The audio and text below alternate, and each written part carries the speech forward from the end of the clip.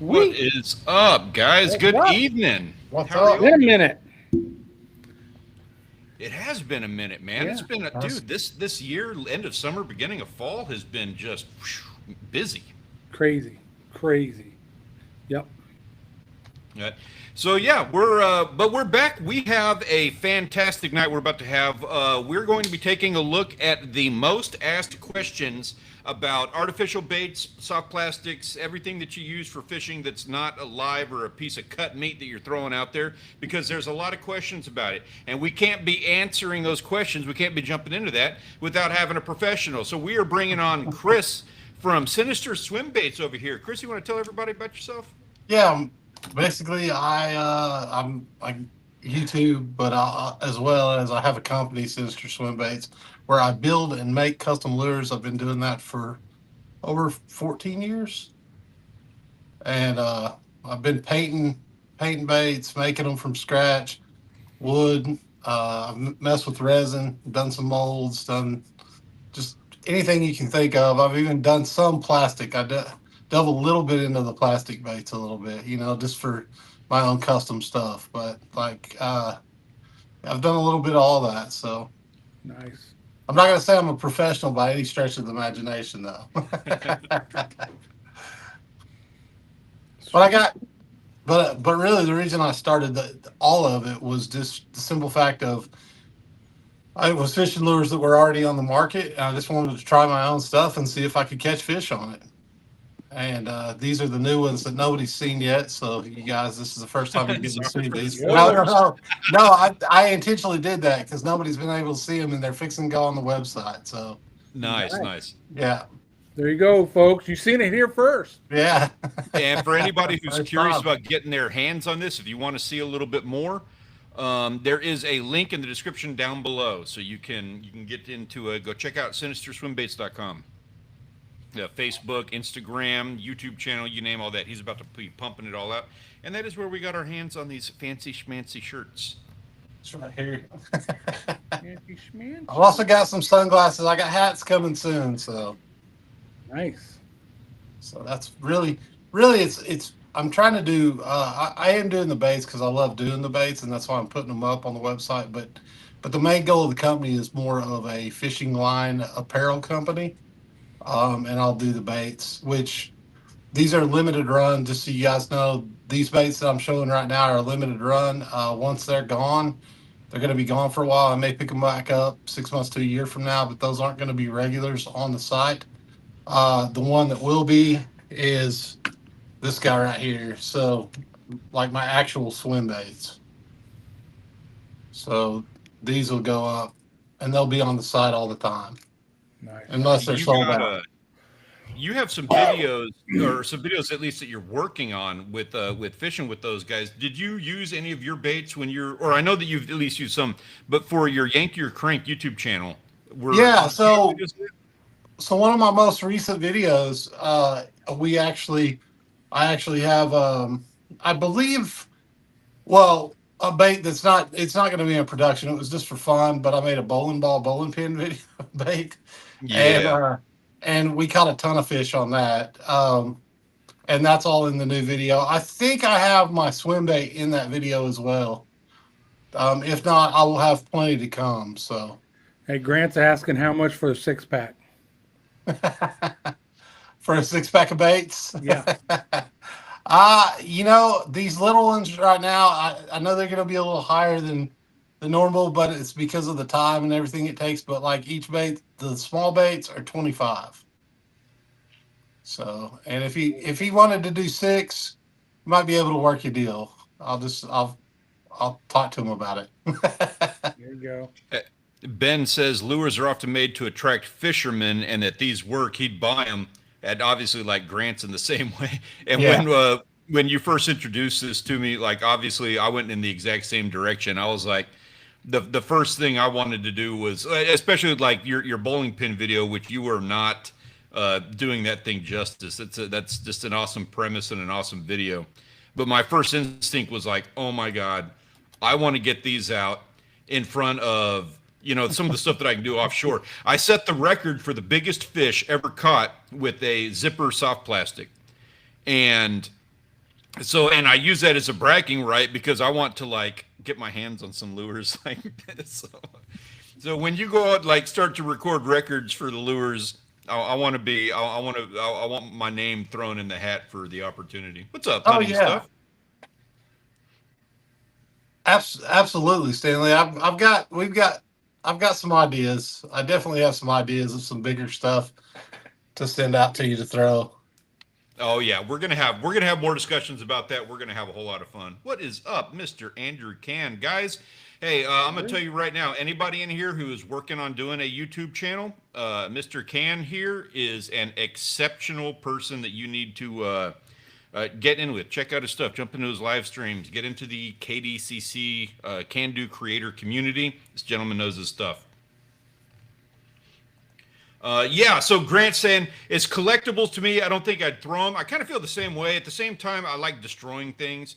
Like as somebody who does stuff on YouTube, Yeah. if I'm going to catch a big awesome fish, like I would spend $25 on a lure that I use one time. If I get that on video and you get a cool experience out of it, not the same experience for what everybody else is doing out there in the world. But at the same time, you are doing some artwork on here that is not readily available. It's not the stuff that you can just find, generally speaking, if you go to your outfitters and your tackle shop. So the lures Yeah. you're going to be coming across here, it's a different ballgame. It's not what is that brand that Walmart does? Ozark Trail. Thank you for that, Yeah. John. Ozark Trail. Yeah, yeah, that's the one. It's not going to be the same. It's not going to be the same thing. Yeah, it's not your typical stuff that everybody's doing for one, and two, like of course those little ones. The reason I did them, I did them because anybody can throw those smaller baits and catch fish on 'em, freshwater fish, whatever. They can go out, they can have a good time, they can catch perch, you can catch crappie, bass, whatever you're looking to catch. I mean, it's literally you can run those anywhere. Whereas swim baits, it's a little bit of a different setup. You've got to run a heavier rod. You're going to have to run a bigger reel, like a 300 series reel. You have to run, I mean, because of the ounces and the weight on them. And so it's a different niche avenue for the swim bait. So it's not like everybody can throw those or everybody has the gear. I mean, anybody can, but you know what I mean? They don't have the gear to do so. And so I came out with that limited run of those, and I'll do them every once in a while. But to be fair, the main reason they're $25 is because they take as long as it does to build one big swim bait. The other thing about that, the thing I didn't understand this because like I'm frugal, like I'm super cheap, and I'm kind of learning to not be like that, honestly. But one of the things that I learned was in the whole process of doing all this fishing stuff and learning from you guys, from the live streams and the conversations that we've had over the years. I was having a talk with my father-in-law about some of this stuff, and he's got a bunch of old lures that are from like the early 1900s. I'm talking about like lures from like 1909, 1910. These are things that people kept because either they worked really well or somebody had a lot of pride. They were making them themselves. Is that like that's one of those old school style? Yeah, I don't even this is recognize old that. school. You see how they attach the hooks? Those are screws. Yeah, yeah, exactly. Yeah, that's old. So these things, they're collector's items at this point, and Yeah. you're not getting the same thing. Like those guys, when they were using lures like that back in the early 1900s, you couldn't go to Walmart and get yourself a lure like that. Like that's high quality, that's special stuff, and that's the sort of thing that you're making with what you're doing. You're kind of it's a little bit of a callback to a different generation, a different age. It is. It definitely is because it's not something you're going to go pick up at the store. Nor do I want it to be something you can pick up at the store. That's the whole Yeah. other thing. Like I'm not doing it. So like my idea was to like come up with different things that are far different than what you see typically. Like just to give you an idea. Now this is a bust, but I made that little goldfish. What'd you use for the tail on that?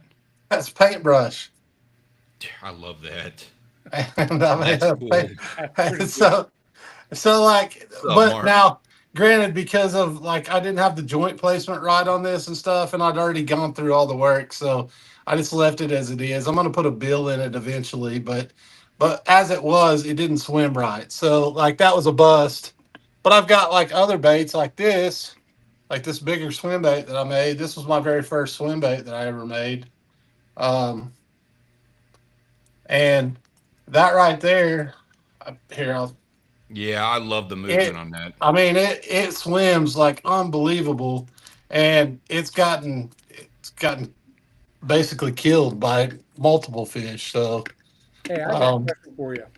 yes, How how many throwaways do you go through for each successful lure? Just how much work is put into just the research, develop something, it doesn't work, move on to the next phase, that kind of stuff. usually, typically, I like not a whole lot, but I mean, I'll say maybe I've maybe had out of say 50 lures. This is just a roundabout number. This isn't it, but like say 50 lures, I've probably had 10 that were failures. Okay. Um, I mean, so probably 10% is what you're looking at. But once you get like really once you understand the mechanics of them, like whether it's a 3 joint, a 4 joint, if it's a swim bait or a glide. Glide is typically something a little bit different. Like this one of the new ones that I did it in a 2-piece glide. Well, this joint is cut too far this way, so I've got to put the joint back here so it will actually glide. Because right now all it does is do this in the water as it swims. So it's trial and error on some of that stuff, figuring it out and figuring out your weights. Because in a glide bait you have to have more weight up here, and it basically allows it to cut through the water like that. And so it's just trying to figure that stuff out. But I would say that there's probably a 10% like of just that doesn't work at all. And then like here's another one that I made this was all fun, and I was like, oh, this is gonna work so good. Um, little carp that I made, Oh, and that thing, it's junk. it's like it's like pulling a stick through the water. So, I mean, sure, it might get bit, but chances are probably not very good. so you got to do some R&D. Yeah. Yeah, that's part of the expense. I would assume that when you're able to, when you're able to get to that 1,000 lure or something like that, Mark, the price change. The price is going to change. Oh yeah. Like that's just how that thing goes, and that's not to necessarily say that it's going to go down, but I would assume that if it goes up, there's going to be like an increase in value in there. Yeah. I don't think like I'm trying to make them like they're high price for crankbaits. I'll put that way. But as far as my swim baits go, they're on the low end for the swim baits. Yeah. So my swim baits are on the low end, and as far as like if you look at the big like KGB, you look at all those manufacturers, they're going to be on the lower end of that, but they're going to be on the higher end of the crankbaits, and the only reason is just the time it takes to do it all, and the materials, everything. It's a process to make crankbaits, and especially not if you're not injection molding them out of plastic, and you've got like one solid plate or something that you're injection molding and making them the same every time, and then just gluing them together. Mm-hmm. So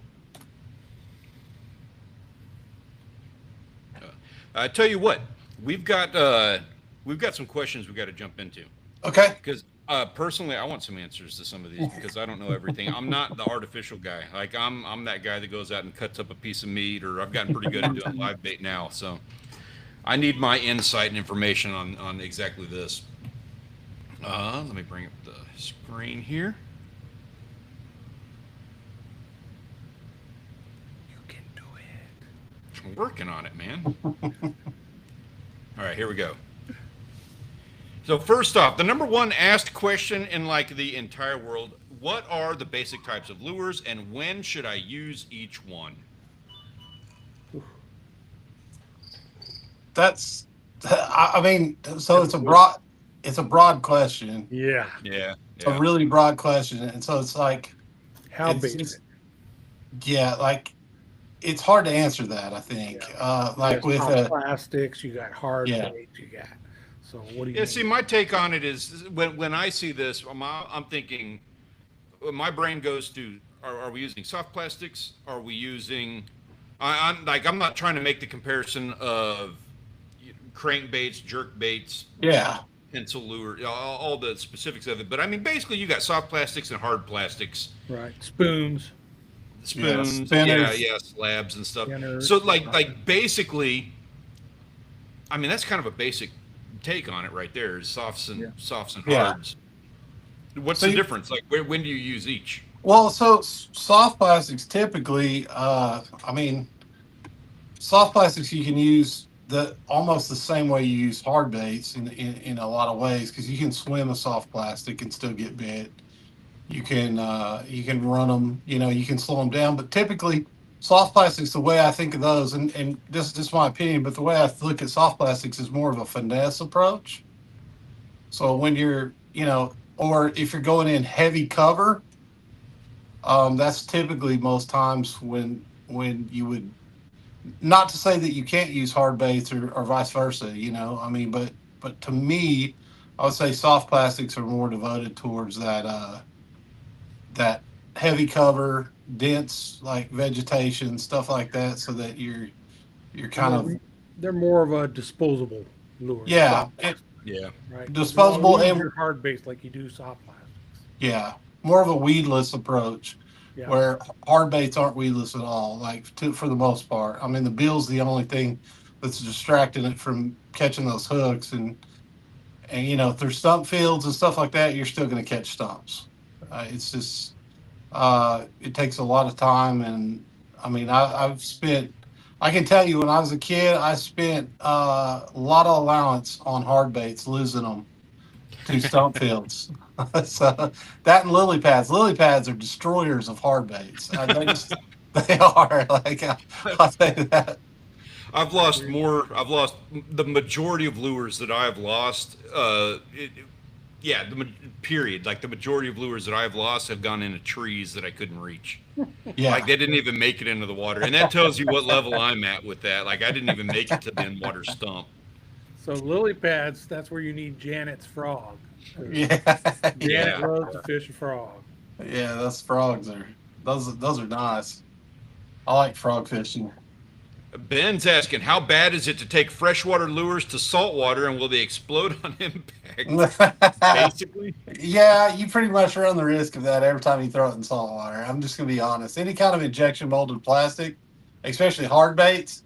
Now soft baits, you could get way better with those because they're disposable. So even if they bite half of it off, you've got another 10 in the deal to go back and put on. But like with hard baits, especially injection molded plastic, it's a hollow body plastic. So anything with any sharp teeth, and I mean even muskies up north kill baits, like muskies and northerns. They're really bad about it, and so unless you've got something that's solid resin poured or dense like that, I would say that yeah, it's gonna get throttled in the ocean. It's just like That's true. Ben. yeah. Yeah, my concern on that is always like whenever I hear freshwater to saltwater, and I love playing with that stuff. Like I said, I had a blast with the zipper plastics that we were doing offshore, but it's if it's not made with stainless components, that thing's gonna rust. You can use it, Yeah. but you're not gonna use it on the next run. Yeah, it'll rush right away. I think that's the only thing too. I think a lot of times when you see something branded saltwater, they just take something that was freshwater and rebrand it. As long as they're using stainless. Yeah, that's exactly. it, you know what I mean? The lures work the same, and the fish bite them. Saltwater fish will bite them just like freshwater fish do. Yeah, and a lot of times and we'll get to that in a moment, but a lot of times like the colors and the water clarity and the action of the lure, I mean, they're intended to attract fish, and that doesn't change from freshwater to saltwater. That's right. So this next one's another tough one because single bass all around lure for what type of fishing? See, I think that's the answer. Are you fishing for crappie? Or are you fishing for sharks? You know what I mean? For me on this one specifically, I think for a beginner starting out that's never fished before, I would say a moving bait, and I wouldn't say necessarily a crankbait. It could be a chatterbait, it could be a spinner bait, it could be something that has a little flash to it, or even like but it does depend on the species. Like walleye is far different than bass, or crappie is far different than, so there is that, because they hang at different levels of the water column a lot of Yeah. times. Sometimes they don't. Sometimes they hang in the same. But typically, like if you're going after walleye, you're bottom bouncing. That's how they catch those, and typically you're running like spinner jigs, or spinners of some sort, and where with crappie and bass, crappie may be a little small roadrunner soft plastics or something of that Mhm. nature, and then bass, they'll eat anything. um I, I'll say from a saltwater standpoint, I have 1,000 of those just metal silver slabs. Yeah, like Ben, exactly like what you're saying. Those silver spoons, just a gold slab, gold spoon, something, just a shiny piece of metal with a hook on it.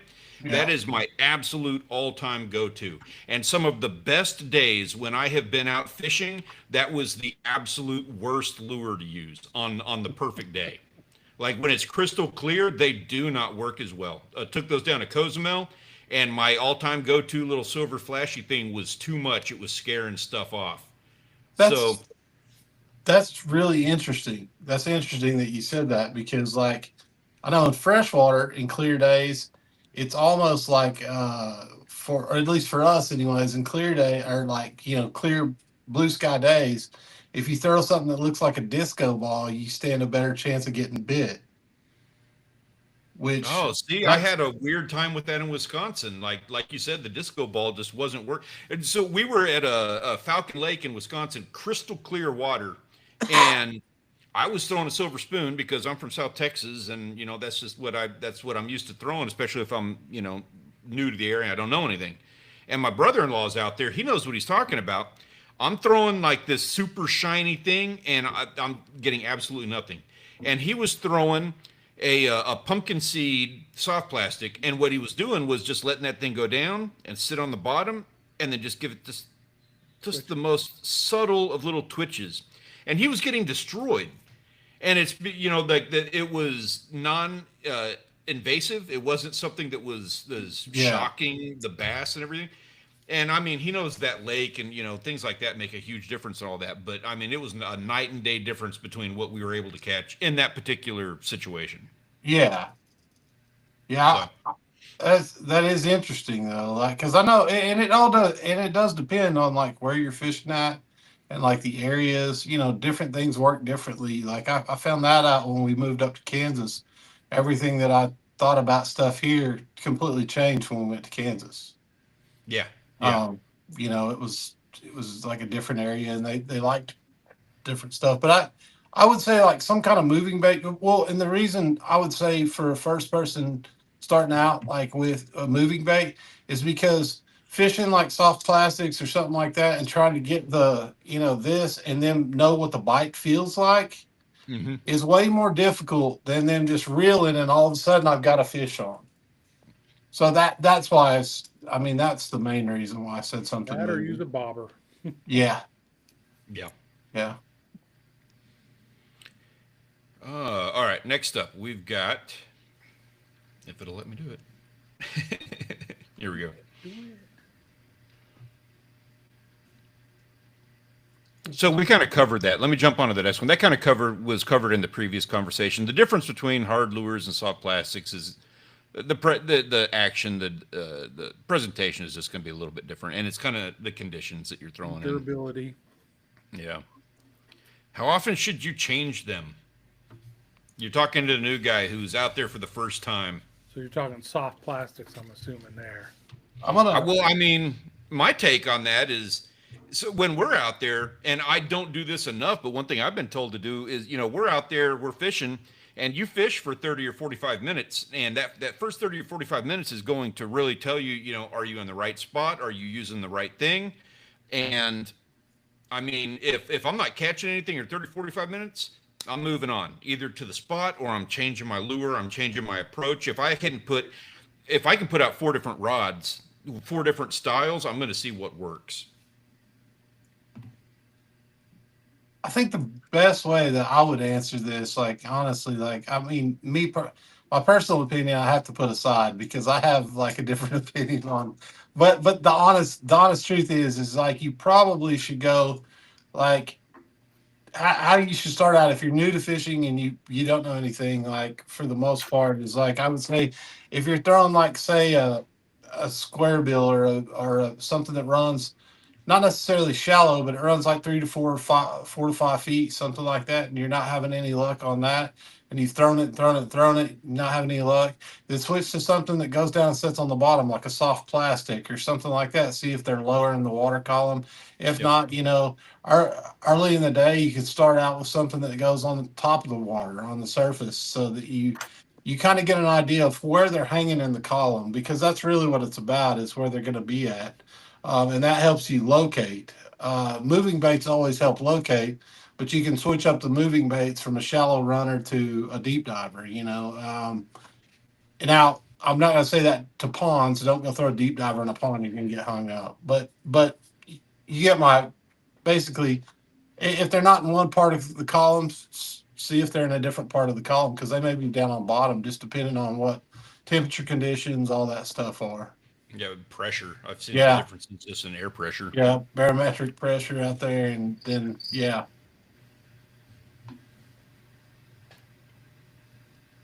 But that would be my overall. But me personally, I'll throw a lure till I'm just tired of throwing sometimes, because it's my favorite bait. It's like, oh, I got to try this. I got to see. Dude, I will beat the jetties to death with a silver spoon, just like everybody else out there is doing the exact same thing. And then when I finally have run out, like I've lost them all on the rocks, that's when I'll be like, okay, maybe we'll try a bucktail. Yeah. That's me. It's hard too to switch once you get something that you like, that you catch a lot of fish on. It's really hard when you go out, because it's confidence. You have Yep. confidence in that. Yeah. You have Yeah. confidence in that lure, in that artificial lure, and you know that like you catch fish on it. So it's really hard then for you to branch out and do all these new things. And it's actually funny. I have my brother has a friend right now that he fished when he was younger, and now he's gotten back into it, and he's watching all these videos on YouTube, and now he's trying different things that he's never tried before, and he has no confidence level in him, but he's getting confidence because he's going out and just trying, and really that's the thing to do. Yeah, it is. Yeah. Until you find something that works, you got to be varied. Yeah. And one of the things, so like on this one right here, that kind of ties into this. What are the best lure colors for sunny days versus cloudy days? Why is that? Why do you make that choice? And it's kind of the similar conversation with the colors that you're using for clear water versus murky stain, which we kind of touched on, but there's a little bit more of a conversation with that. So for me, like if it's bright, so typically, like if it's bright sunshine, bluebird skies. The thing is like you want to use something that's going to stand out, like your chromes, your shiny like stuff. That's typically how I was like when growing up, like how I learned like that sort of stuff. But water conditions can change that too. So it's not just the sky. It's also like if it's clear water, that sort of thing. You want to use different colors for clear water versus murky water. And then like if it's like shadows, you either go like if it's cloudy outside, you go with like a darker color, or you go shiny or natural bluebird, and then darker, it's like neons and darker color baits. But it also depends on water clarity. So Try them all. yeah, Yeah, but get yeah. out there. Yeah, I mean, really, it honestly, truly, it depends on the body of water. Because I've had things that are supposed to be the staple point that you follow all these like pros, and they tell you this and that, and like on clear skies I do this. It's like, okay, well, there's a lot of other variables to take in with that stuff. So I always tell people, do whatever you want to do, and then see what works best for you, because at the end of the day, like that's what it's about. It's about going out and trying new stuff and having fun. I agree with that. And another thing that gets not mentioned, I think, enough in this conversation of sunny, cloudy, water clarity, stain, all that. Nobody talks about water depth. Like sunlight travels for a certain amount Yeah. of depth, and you're going to have a different, Color changes. red in particular is going to Yep. look completely different 2 feet down than it Yeah. is 60 feet down. Yeah, well, it's so they used to have a years ago. They used to have a I can't remember what it was called, but it was a guy that developed it, and it was a color meter that you could see at Yes. different Yeah. depths what your color would look like on baits. And I've heard scuba divers tell me that like in these freshwater lakes they get down on the bottom and something that's like chartreuse or something, they get down there and it looks almost like a black and a blue to them. So that would Yeah. make sense. Like if, I mean, you're thinking about craws that are black and blue or whatever, and you've got a craw that's like neon and black, and and it's coming off as a blue tint to it down in the bottom, at 20-foot depth or whatever. Yeah, that does make a difference for sure. When I've done some scuba diving, and when like, if you're going down, I think it's something as simple as like 30 feet. You actually take a piece of red plastic. If you're going to be filming or you're going to be doing photography, you put a red piece of plastic over the lens, like just straight up red piece of plastic, because there's the red, I think, is well, let me see. I've got the chart right here. I'll show you. But the because the colors that get washed out throughout the water column, you have to do that. Otherwise, everything turns out just really blue. Really, you can tell the difference. Yeah. And this is the Yeah, you lose the spectrum at like a certain depth. yeah. You see the reds disappear early. Yeah, it's not far at all. Yeah. Violet. Yeah, and the weird thing is, it's like, everybody's like partial to like there are certain colors that they're like, oh, this is the best color. This is the best color. But the truth of the matter is like if you get at a certain depth, really, like those colors kind of wash away and fade out. Yeah. I mean, they change and they wash away and fade out. So at that point, like, I think it's more the action of the bait of what's going on than it is the color. And I've had this, and a lot of people will argue this point, but to me, you can take something like that, and I can go out and fish it, and I guarantee you that I'll catch on it just because it's the action of the bait and not the color. Yes. Yeah, the movement. And actually, that plays into it. So their eyes are different. A fish's eyes are different. They see movement versus clarity a lot of times, especially in murky conditions and when it's a little bit cloudy, muddier water, things like that. Their vision actually switches over to seeing shadows and movement, which is why that pumpkin seed worked so well, because they were seeing slight just amounts of movement. You'll also hear people talk about how in like dark, murky or leached water, they like to use dark lures because it looks like the shadow that their eye is looking for. Okay, so week 10 Terrifier 41 says, I need to catch a Bermuda chub and eat it. Someone else has the title for eating the most disgusting fish currently. What lure do I use? I just watched that. That was a good video. I appreciate the shout out on that. And I plan on doubling down on that record here pretty soon. We'll see what I can do about that. The trick for Bermuda chub is really funny, actually. Take an apple. Like, Bermuda chub are stupid hard to actually, like, they don't take a bait. Just take an apple with you and take a bite and put that on a hook and throw that for them. For whatever reason, they love fruit. I think we need to do like a Guinness challenge, Stanley, where you eat the most ladyfish ever of anyone. I am pretty sure I've already got that record, and I don't intend on doing anything about improving on it. I'm moving on. Before, but there's a YouTuber, kayak fisherman on the East Coast, and doesn't say they're the greatest fish in the world, but about once a year, he'll keep ladyfish, and the way he prepares them is he'll fillet them just like we do, but then before cooking, he takes a spoon and just slowly pulls the meat, and it says all those little bones don't go with it, and then they make some type of fish patty and fry it and eat it. And I'm like, that's a lot of work for something that's still probably going to taste pretty bad. So, excuse me, pardon my French here, but he can fucking have it. That's what I'm saying. No thanks. Yeah.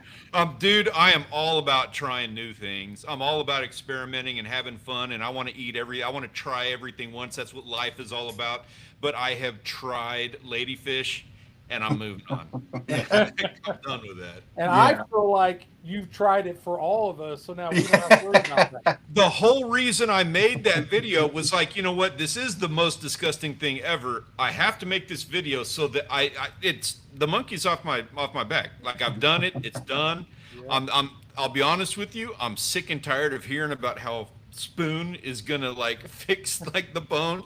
I've tried that, it didn't work. I'm tired of people telling me that I need to pressure cook it. I don't know why they have such vitriol for pressure cookers and why you feel the need to like express your hatred on that poor machine. I'm not doing it. Stanley, you're saying the worst you ever. So you're saying this ladyfish was worse than a hardhead.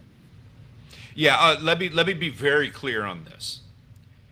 It was the worst thing I have ever eaten. Like it kicked the crap out of hardhead.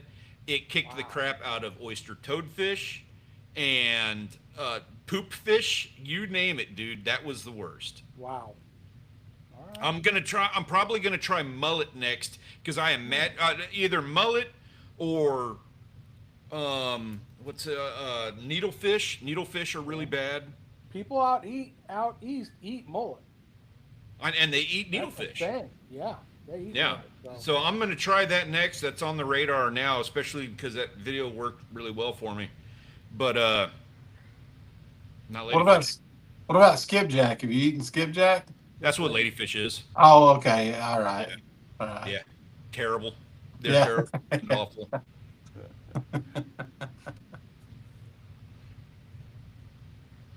All right. Next up, let me do the things and all the stuff. And so, next question is: are expensive lures worth the money? We had a little bit of a conversation about that earlier because I know people can get sticker shock. But specifically, Yeah, I are they think worth the money?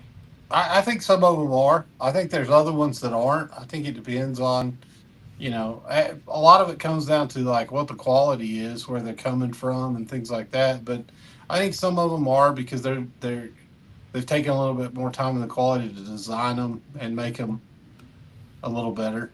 And I don't mean like quality, like I can't say that the quality is better than any of the other on the market, but I mean in the design itself and making sure that it's more of a tested, tried and true, like lure to catch fish. Because I know that like mega bass, for instance, they're expensive, and there's been times where like mega bass $25-$30 for one of their baits, and there's some of their baits that I would agree are fantastic, and then there's some of them that I agree that aren't worth $25. So I think it just depends. I think it depends on what the bait is.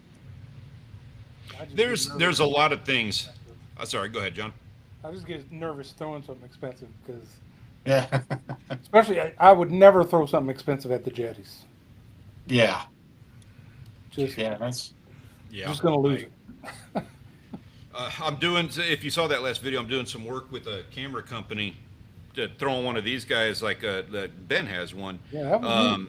Putting a camera on the line, and dude, that scared the hell out of me casting that. Afraid to lose it.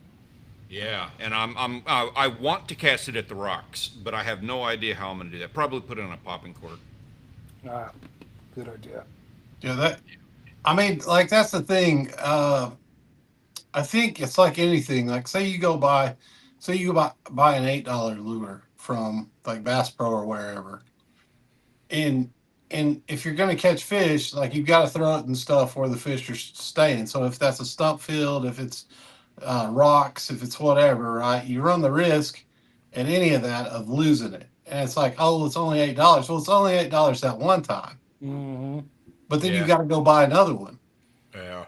As soon as you lose it, you're going to buy another one, and then you're going to buy a third and a fourth because you really like that bait. And so it's like, is it only $8 or is it $40 at that point? Because it's really so. I mean, I had to like come to the realization of that too. Like I don't like spending like big money on baits either, but when it comes down to it, if I know it's going to catch something and I know that it's going to bring in the fish, I don't mind really throwing it. It's like I'll maybe I'll baby it for the first little bit, but then once I see that I'm catching good fish on it, I'll lose it just like anything else. But I have to be willing to like go out. I have to know that if I'm throwing that stuff, there's a chance that I lose it. And is it going to hurt my feelings? Probably. But I'm still going to throw it. And there's like with the expensive ones, there are little things that go into the production of those. Like if you look at Ozark Trail versus something that you're doing. Yeah. Ozark Trail is a piece of plastic put in a mold, and it's like colored plastic. It's not painted, or if it is, it's painted with, I don't know, like whatever plastic Robots. paint thing you can use. Yeah, painted by robots, and the R&D isn't put into that. They're just using the same general green top, chartreuse bottom with some black stripes or whatever the case is. Yeah. That'll work just fine. Like you're not going to not catch fish with that lure, but where you are going to see an improvement with the more expensive lures that you get is you're going to have things like the rattling design. You're going to have things like the joints, the quality of the hooks that you're using. There is a lot of thought put into your lures because you and I have had discussions about this where, I have some needs that need to be met as far as the lures that I'm using, because if I get that thing in front of a 40-pound wahoo, Yeah. that thing can't break, or if it does break, Yeah. it needs to stay attached to the line. Yeah. And that is definitely. not something that Ozark Trail is going to offer me. No, and that's the thing too. So like not just in the ocean, but like freshwater, for instance. Like one of the biggest complaints early on, when I was painting baits and I was getting all these blanks and I was painting them up and stuff, I had a lot of guys up north that were like, "Oh, I love those baits, but they won't last here." And I'm like, "What do you mean they won't last there?" And they're like, "Well, big northern or a pike or big pike or a big muskie hits that, and it's gonna smoke it. That's it." Yeah. Yeah. And so they're used to like going and getting lures from wherever and then getting them smoked and then they go get another one. And so that's a real thing. Like it's even in freshwater that there are big fish that will kill your bait. Um, and my thing is like why I created these like this, they're solid resin and they've still got rattles in them, so they've got a rattle chamber, so they're still going to be able to be bit by something bigger, like a toothy critter. It's still going to be able to bite it, but it's not going to destroy the bait. Yeah. So that's another added thing that, with something like that other bait I just showed with the injection molded, you run the risk of it actually puncturing a hole or who knows, crushing it all together. So there We is got some a difference. question in the chat. Do y'all have a favorite tarpon lure? Personally, I like throwing out a live mullet. Now, I will say they do. Like I have had a lot of success with tarpon on silver slabs. Now, but it can't be like the heavy ones because they go to shaking their head and they're going to throw that thing every time. That's the problem that I have always had. So it needs to be a lightweight, shiny lure. I, I still want to catch a tarpon on a fly rod. I haven't landed one. I've caught a bunch, but they're hard. 'Cause I use those heavy slabs. I like bouncing them off the bottom for Yeah. redfish, and I'll get into tarpon doing that, or and kingfish too. And man, a tarpon grabs one of those, goes for the surface, and you can just sit there and watch him throw that thing. Wow. Those look like a blast to catch, though. They really do. They Yeah, look amazing. Yeah, I would. I think when it comes to the base, though, as far as like cost goes, you just have to know that like if you're going to spend that money, that there's a good chance you are going to lose it, and you just have to kind of go in with that mindset. But that you're going to catch a bunch of fish and have a good time before that happens. So You can't hopefully, buy any lure. Like you can't yeah, be married to any lure. You have to go into that purchase understanding that this is temporary. yeah, This is a subscription service that yeah, you are signing up for. yeah. Because I mean, even like with me with bass, like I'm gonna be honest, like there's some bass out there. If you get a hold of them, uh, the lure may hold up just fine, but it doesn't mean your line's going to. Yeah. And snap your line, and then you've lost your lure and the bass, and it aggravates you. But there's not much you can do about it. And as a matter of fact, um, soon you'll see videos of what like all the other baits of their durability. So. Mhm. That's- Well, Chris, really appreciate your insight on this. Thank you guys for all of the insight. I hope that we were able to help you out. If anybody has any questions about any of this, check us out. And if you're hitting us up after the fact, check us out after the or in the comment section. We're more than happy to provide some insight on that and give you some updates if you have any like follow-up questions on that. For right now, it is that time. We need to check out our photographs of the week. These are courtesy of the Premier Fishing and Hunting Discord server. And every week we take a look at all of the catches that everybody has been doing in their neck of the woods so that we can live vicariously through the amazing things that they have been doing. And that's what we're going to be taking a look at now. If you want to jump in on the Premier Fishing and Hunting Discord server, there is a link in the description down below. Come and join us and have some fun. So kicking things off, we've got the guys who went outdoors and touched some grass and got some fresh air. Nice. Nice. Some water. Nice. Is that already ice on the right somewhere? No, but I think it's those cherry trees? Oh, okay. Okay. Cherry blossoms or something starting to come in, which whenever we start seeing that from Wild Japan, he's not in here tonight, but whenever we start seeing that, it means that the seasons they're coming. Okay. That's cool though. Oh wow. Oh, big perch. Yeah, those are nice. Yeah, that's so Chrissy, absolute stud perch that you got there. I want to say that's I don't recall where she's from. My apologies, but that's like their what's that angler award thing that we do all over the place? That was hers. Yeah. Yeah. What is the trout that's kind of black with the red on it? Down the bottom? Those are stalker rainbows. I think. Are you talking about the one on the left with Kiwi over here? Yeah. Those are stalker rainbows. He was just tearing it up. This is probably like 10% of his photos. For whatever reason, they were running really dark. That's a beautiful fish. Yeah, it really is. All those catches were gorgeous. Yeah. The Kiwi, next time, dude, you got to take a picture with the fish, man. For sure. You got the quantity down. Fly rod too. Yeah. And this was days. I mean, he must have been out there for 3 or 4 days straight, just piss pounding that poor place. Nice. Did good. Yep. Good ones. There he is. So that's Grant up in Washington, checking out the mule deer getting hungry. Wow. It's crazy. That's right up at the actual building. That's wild. Just hanging out in the parking lot. Yeah. I'd be coaxing him to like, hey, hop in. Wonder if one of those would fit in a small SUV. I could make it fit. I could make that thing fit. They fit in pieces. Good back straps.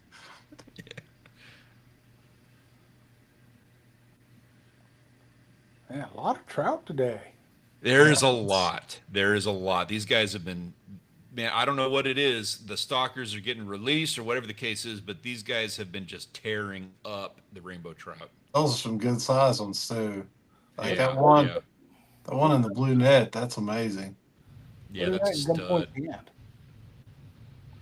Flathead, I think. Is it? I can't tell by the picture. It's a catfish. I don't know what kind, but it's a catfish. Probably a flathead then.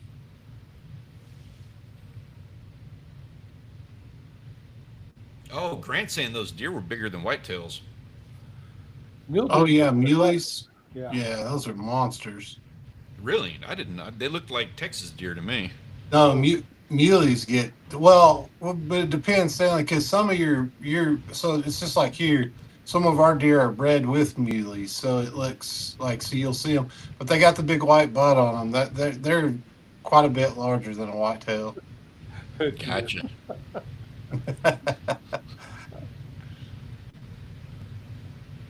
And of course, big hit. Dude is just absolutely slaying everything under the sun. I think he probably posted like 120 photos. Golly. Look at that wall. He's out there every day. I know, that's a monster. Holy cow. I mean, good camera angle because it's holding that walleye out, so you know. Yeah. But it looks good. Yeah, yeah.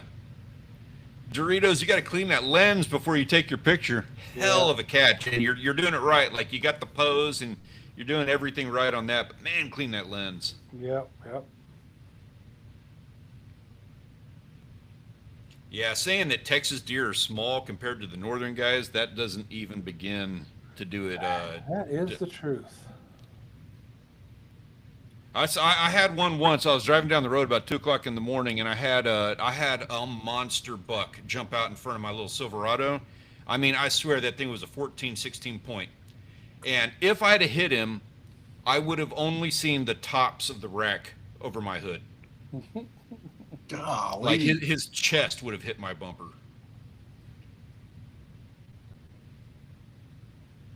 Or trout and a pike. Man. Right? No, that's not pike, is it? That's a, Which, yeah, I think that's a pike, isn't it? Down on the bottom there. Mm-hmm. Got bluefish up top. I believe so. Lizard guy, he's the one. So he had that lizard fish in a prior slide a minute ago. Dude, lizard guy, my apologies. I don't know where you're at, but and he said this one wasn't a very big fish that he got, but he was breaking off the skunk at least. yeah, that.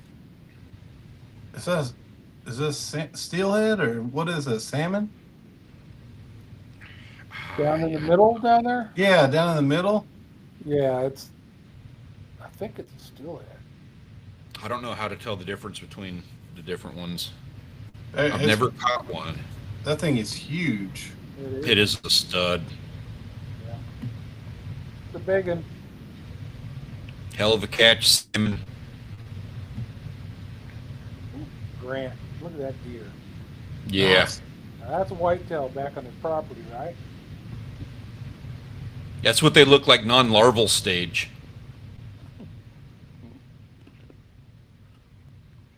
And of course, H21 getting out there and getting himself into some good fish too. Man, that's a good fish.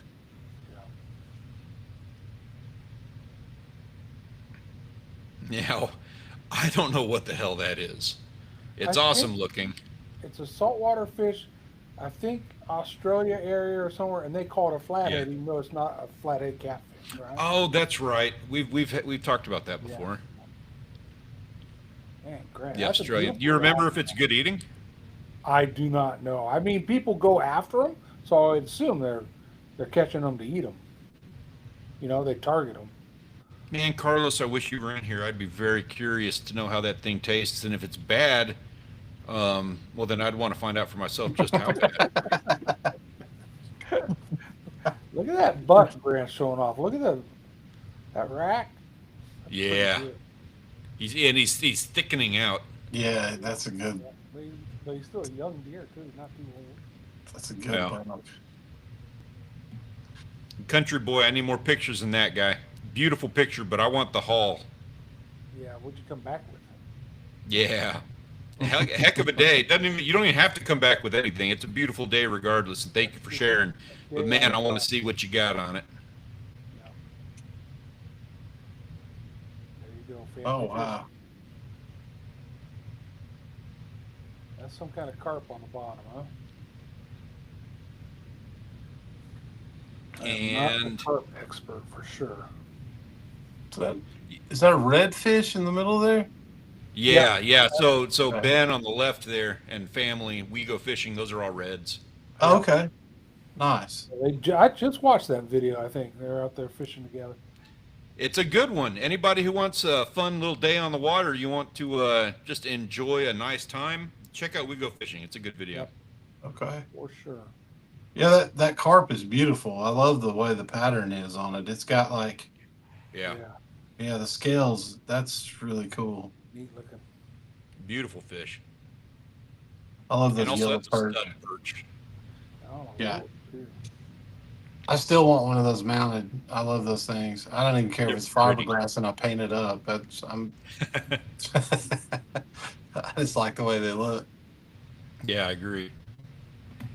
And finally, we got Bailey and Martin with a couple of catches. I don't know what kind of tuna that is, but I bet you that thing is good tasting. Oh, what is that one Is that the ahi? I don't think so. It's dang, I can't remember what it's called. Hmm. Oh, I didn't even realize that. That one in the background there, that's a different kind. Yeah, I Yeah, don't know what that guy back there is. Looks like he's some type of mackerel, right? Yeah, yeah, yeah. Good looking ducks. That'll get Grant's blood flowing. Seeing somebody get yeah, right. Yeah.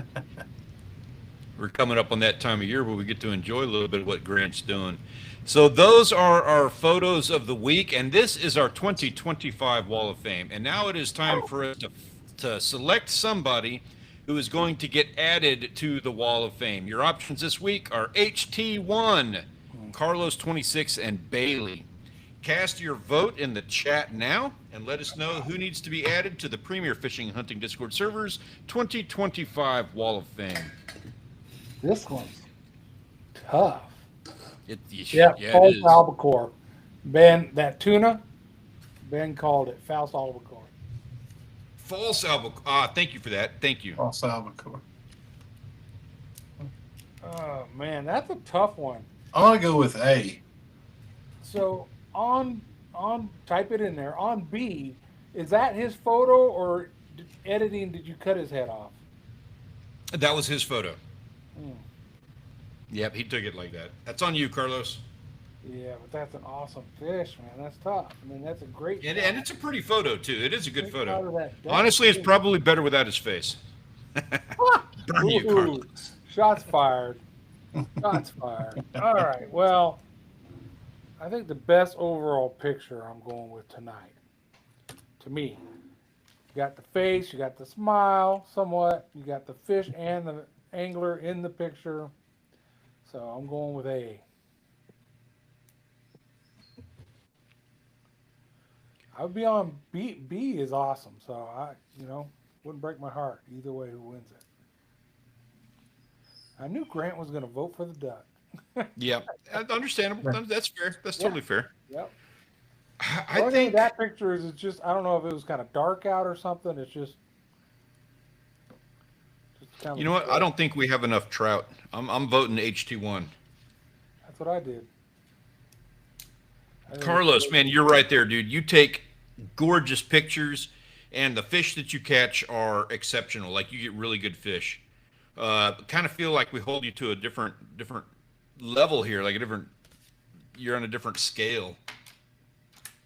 Yeah, that photo B is really like that's professionally like that's really good. It's a yeah, really good it photo. is. It is. Yeah, yeah. He does really quality work like that. And he's on the board too, for excellent photography. Nice. So that is it, guys. We have ourselves a winner for the week. It was not very close. Now, guys, Carlos Bailey, y'all did a fantastic job, but it is HT1 Fisher ran away with it, and Congrats. congratulations on an epic catch. Congratulations, and welcome to the 2025 Wall of Fame, sir. Real quick, special thanks to our waitlisters for the week. Those are the guys that made my life miserable by putting a whole lot of work on everything that I had to do for the slideshow. That's Big Hit Savage, High Buy, We Go Fishing, Kiwi, Flip, Salmon Toucher, and Cold Water Species Enthusiasts. Guys, we really appreciate it. And looking forward to seeing all of the fun things that you have in store for us when we come back and do it again next week. Closing arguments, gentlemen. What have you guys got coming up for us in the next week? What can we expect to see from you when we come back next Thursday? John? Boat work, and more boat work. Oh, Bust wow. out Still on another it. 1,000, baby. I got the Ooh. one on the lower unit sitting in the garage right now. So that's what I've been doing, and that's what I will be doing for the foreseeable future. Like I've just got more baits that I've got to get done to get up on the website so I can finally take the coming soon off of the website and actually put the baits up. So that's going, and then I've got new videos that I'm working on right now. I've got some stuff. This is like that's a sneak preview to something I'm doing.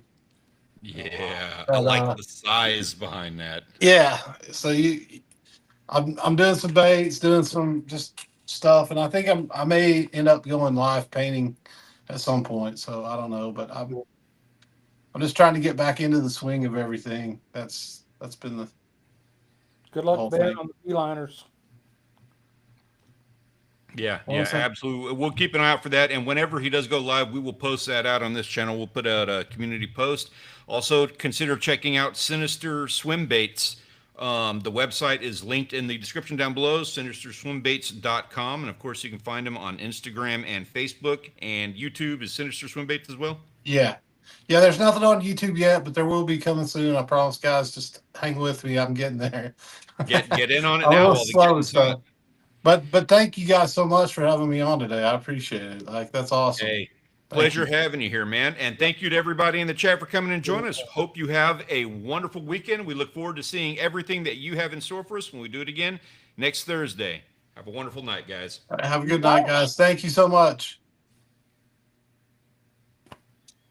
If it, I don't know why it's not doing it.